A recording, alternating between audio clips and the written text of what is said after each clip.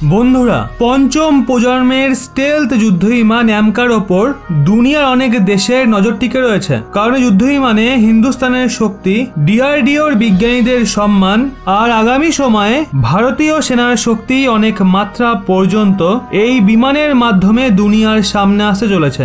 এটা একটা এমন যুদ্ধবিমান হবে যাকে দুনিয়ায় মজুদ যে কোনো রেডার দ্বারা ধরা অসম্ভব হয়ে দাঁড়াবে।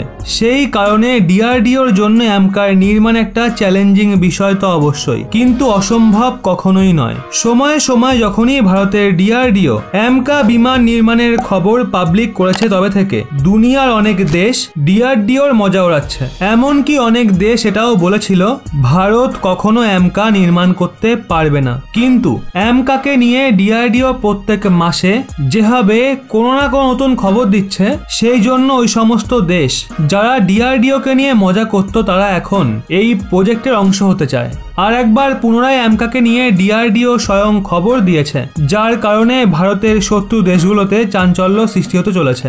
আসলে অ্যামকা বিমানের ডিজাইন নিয়ে কাজ অনেকদিন আগে থেকেই শুরু হয়ে গেছিল, কিন্তু এর জন্য প্রয়োজনীয় যে অংশ ছিল তার উপর এখনো অবধি কোনো স্পষ্ট খবর আসছিল না। আর সেটা ছিল এই বিমানের ইঞ্জিন। কারণ যে কোনো বিমানের জন্য তার ইঞ্জিন সব থেকে গুরুত্বপূর্ণ জিনিস বলে মনে করা হয়। আর এখন এর ইঞ্জিনকে নিয়ে নতুন খবর সামনে এসছে।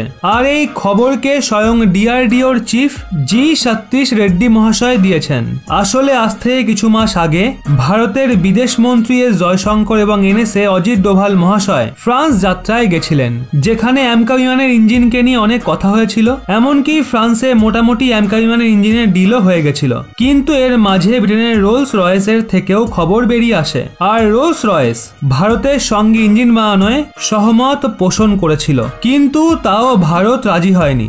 আমেরিকা, ফ্রান্স, ব্রিটেন তিনজনের মধ্যে দেখা হলে ব্রিটেনের রোলস রয়েস কোম্পানি দুর্দান্ত ইঞ্জিন নির্মাণের জন্য বিশ্ববিখ্যাত। আর এই কোম্পানি ভারতের ডিআরডিওর সঙ্গে মিলে নতুন ইঞ্জিনের নির্মাণ করতে চলেছিল। ওদিকে অপরদিকে আমেরিকাও অ্যামকা বিমানের ইঞ্জিনকে নিয়ে ভারতে সহমত অর্জন করেছিল। কিন্তু ভারত আমেরিকার ইঞ্জিনের ওপর অতটা ভরসা করে না, কারণ ভারতের অ্যাটমসফিয়ারিক কন্ডিশন আমেরিকার থেকে পুরোপুরি আলাদা।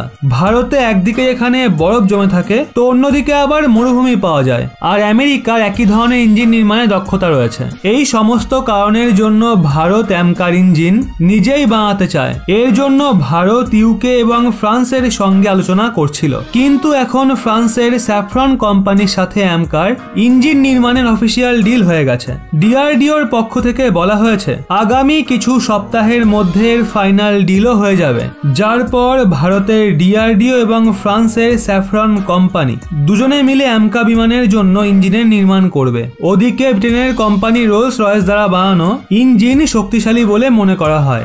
আর রোলস রয়েস ভারতকে বলেছিল যে তারা অ্যামকা বিমানের জন্য 125 কিলো নিউটনের থ্রাস্ট জেনারেট করা ইঞ্জিনের নির্মাণ করবে। কিন্তু ভারত রোলস রয়েসের ওপর ভরসা না করে ফ্রান্সের ওপর নিজের বিশ্বাস বজায় রাখে। এর পেছনে একটা বড় কারণ রাশিয়া এবং ইউক্রেনের যুদ্ধ হতে পারে। কারণ এই যে ইঞ্জিন রয়েছে সেটা নির্মাণে কম করে 5 বছর সময় লাগতে পারে।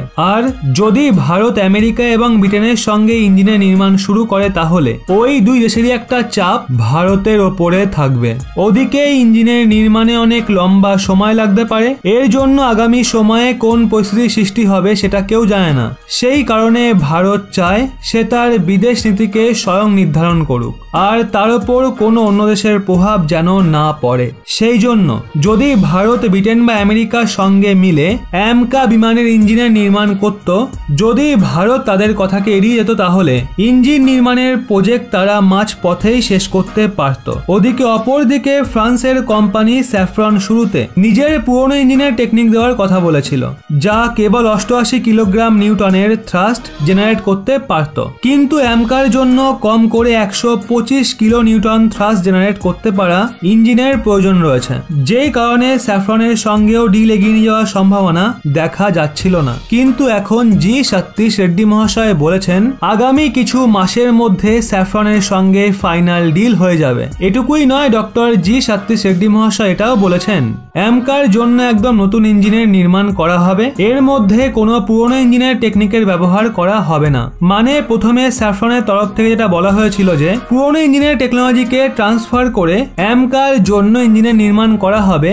যা এখনো এমনটা একদমই হচ্ছে না। কিন্তু এখন স্পেশালি অ্যামকার জন্য এক নতুন ইঞ্জিনের নির্মাণ করা হবে, যা এখনো পর্যন্ত দুনিয়ার কোনো দেশ বানাতে পারেনি। মানে অ্যামকা বিমানকে শক্তিশালী করতে আর সেটাকে ভারতের যে কোনো এরিয়াতে মোতায়েন করার হিসাবে ইঞ্জিনের নির্মাণ করা হবে।